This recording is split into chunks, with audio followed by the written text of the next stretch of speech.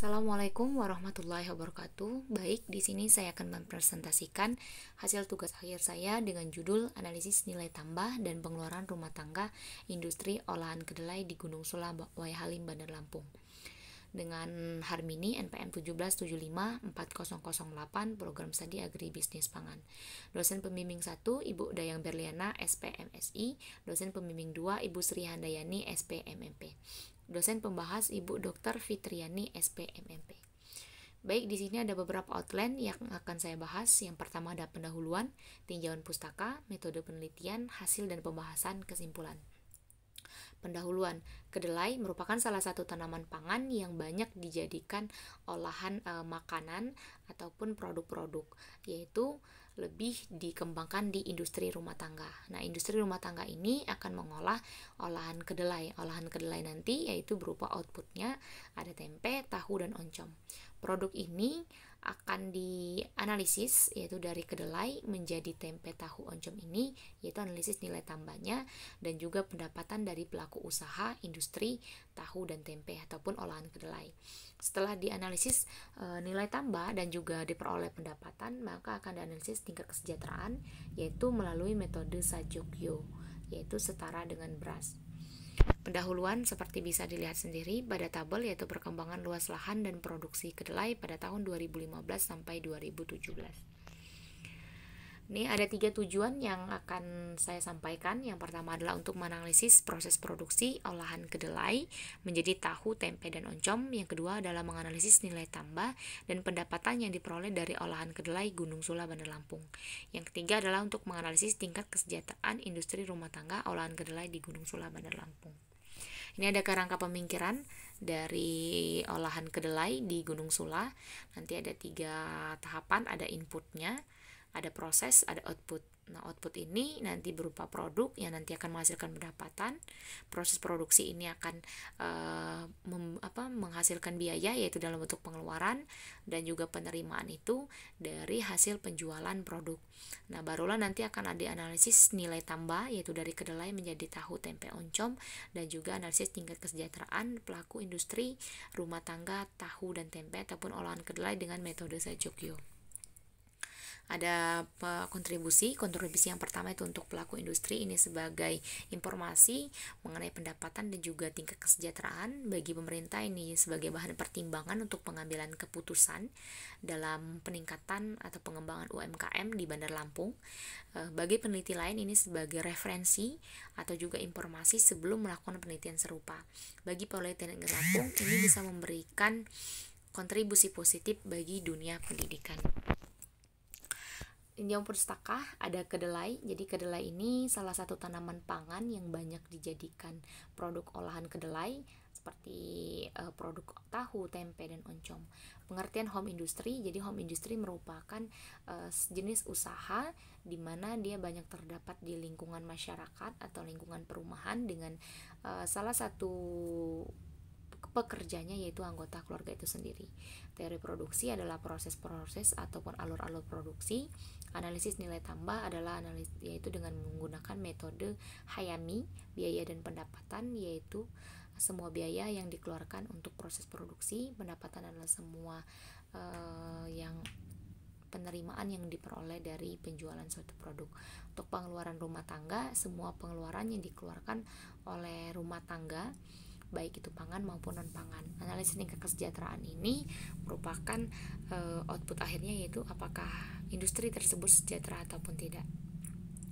Penelitian terlebih dahulu bisa dilihat di tabel, ada 5 penelitian. Salah satunya adalah analisis nilai tambah dan strategi pemasaran tahu di Kota Medan.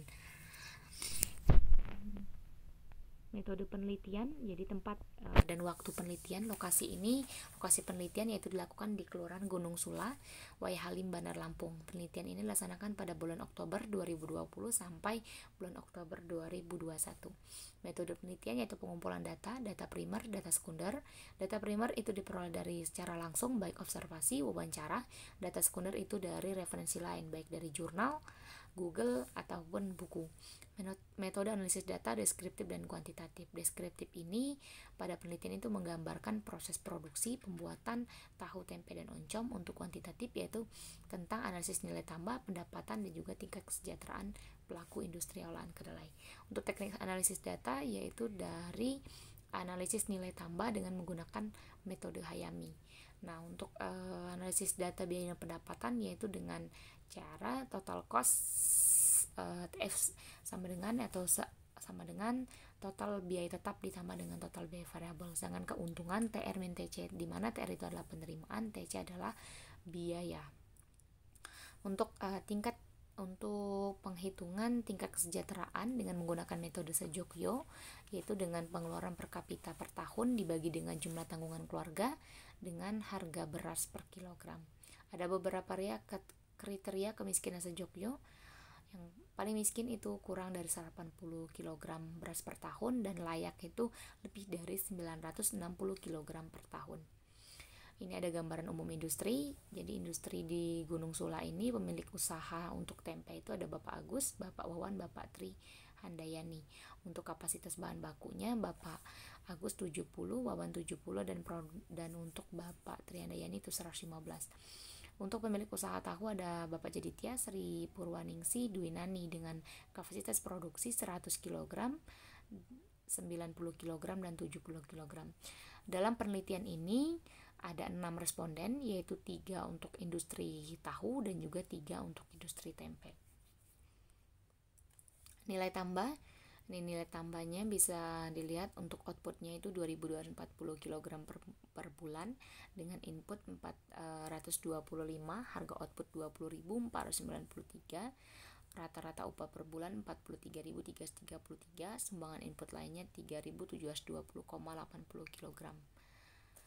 Ini untuk nilai tambah tahu sayur dengan output 5.887 per bulan, input berupa 1.114 kg per bulan dengan tenaga kerja 7, harga output 22.280 kg dengan upah tenaga kerja 43.333, sumbangan input lain 2.232,50 per kilogram.